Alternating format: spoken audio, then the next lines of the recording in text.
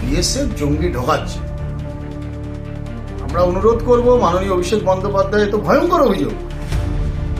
BSF পরিচালনা করেন দেশের স্বরাষ্ট্রমন্ত্রী অমিত শাহজির দপ্তর।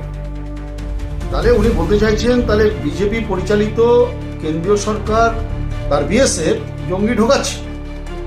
আমি আপনাদের অনুরোধ করব, আপনাকে বিশেষ করে অনুরোধ করব, আপনি তো সাংসদ, লোকসভাতে বিষয়টা উত্থাপন করুন।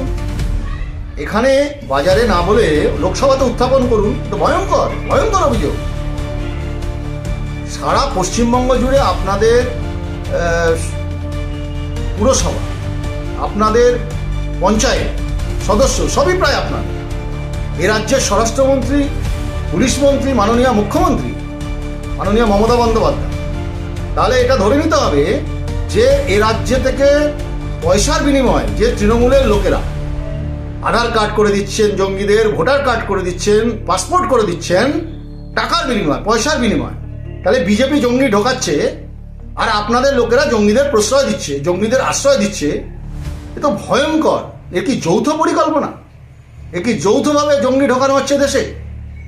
এ রাজ্যে সঙ্গে বাংলাদেশের 2000 স্কোয়ার কিলোমিটার পারফোরেটেড বর্ডার, সেখান থেকে দীর্ঘদিন ধরে এ রাজ্যে জঙ্গি ঢুকছে এবং তাদের হ্যান্ডলাররা এই রাজ্যে রয়েছে। আপনাদের পুলিশ ঘুমোচ্ছে।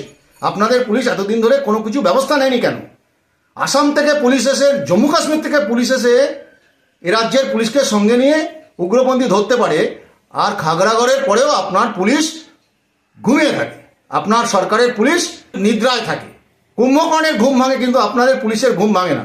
তাহলে বিএসএফ জঙ্গি ঢোকাচ্ছে আর এ রাজ্যে আপনাদের লোকেরা পয়সার বিনিময়ে জঙ্গিদের আশ্রয় প্রশ্রয় দিচ্ছে এবং পুলিশ চুপ করে বসে আছে। এটাই বলতে চাইছেন তো?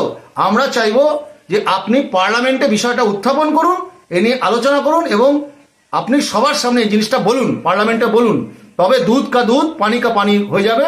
কারণ রাষ্ট্রীয় সুরক্ষা, দেশের নিরাপত্তা রাজনীতির অনেক ঊর্ধ্বে। এই তুতু ম্যায়টা বন্ধ হোক। কাদের জন্য দেশে উগ্রপন্থী ঢুকছে এটা পরিষ্কার হোক।